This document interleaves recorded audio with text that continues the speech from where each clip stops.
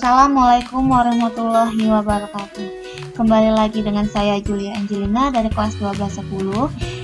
Kali ini saya akan mempresentasikan sebuah rumus coding di HTML mengenai pembuatan data perpustakaan sekolah, di mana dalam data ini terdapat banyak buku, pilihan buku, dan juga data pengunjung perpustakaan. Baik, sebelum masuk ke hasil, kita akan mulai dari rumus-rumusnya terlebih dahulu. Yang pertama, untuk membuat tampilan seperti ini, pastinya kita harus mengatur style pada HTML tersebut.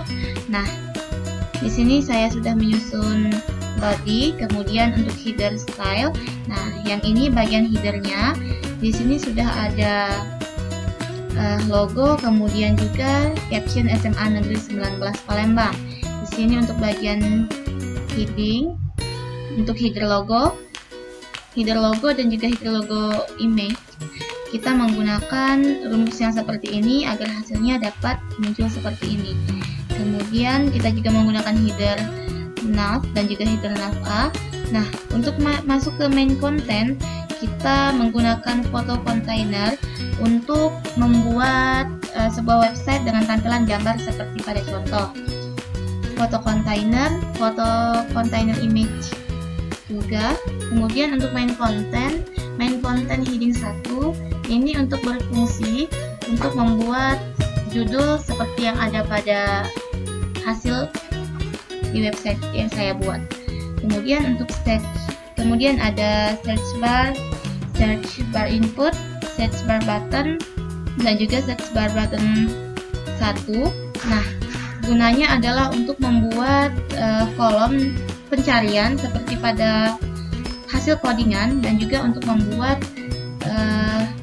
klik pencarian dengan kata search seperti ini.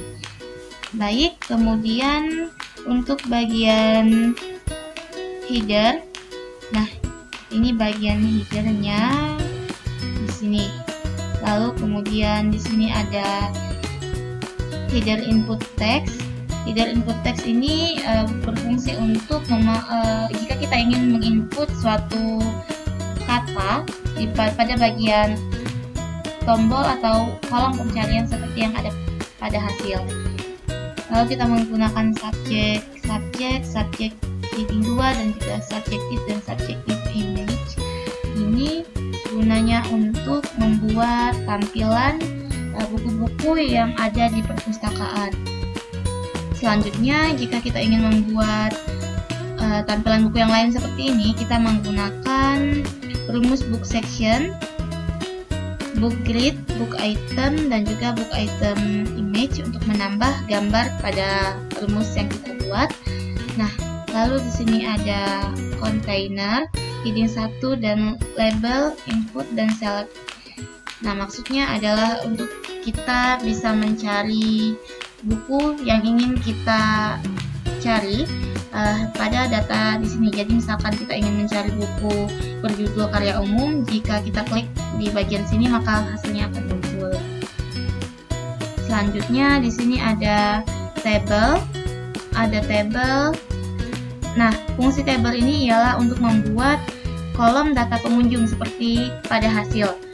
Ini ada data pengunjung perpustakaan, nama pengunjung, tanggal kunjungan, judul buku yang dipinjam, dan juga submit.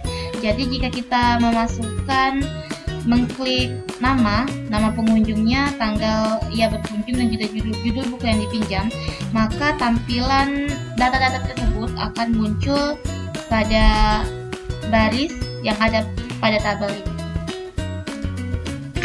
Nah, kemudian untuk bagian map section ini berfungsi untuk menambahkan Gmaps atau menambahkan lokasi sekolah. Namun di sini tidak bisa kita aplikasikan. Baik, kita lanjut saja. Di sini ada footer. Footer ini berfungsi untuk bagian kaki atau bagian akhir dari sebuah website. Nah, ini adalah contoh footernya.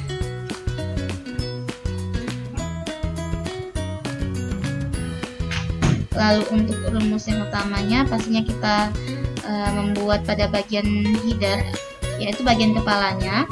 Kita pasti ingin menambahkan gambar logo dan juga deskripsi dari header tersebut. Kemudian ini untuk main content, perkataan, deskripsi, dan juga tombol untuk mengklik pencarian.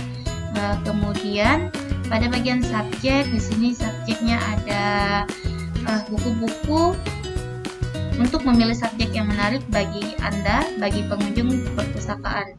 Dan kemudian di sini ada buku yang populer di antara koleksi kami.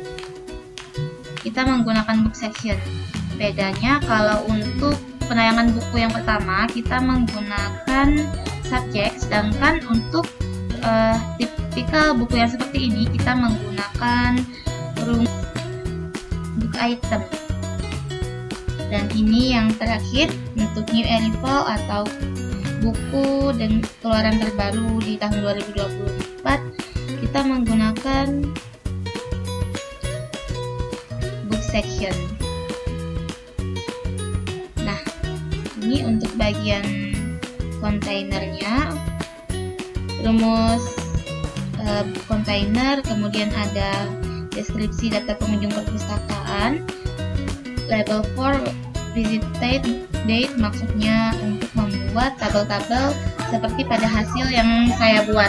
Nah, untuk bagian terakhir di sini ada map section. Di kelas map section berfungsi untuk menambahkan lokasi pada website yang kita buat. Lalu yang terakhir ada footer. Footer ini merupakan suatu simbol hak milik, maksudnya itu simbol yang menjadi hak milik pemilik website tersebut. Nah, jadi inilah rumus-rumus yang saya buat. Kemudian ini adalah hasil. Baik, saya perbesar terlebih dahulu.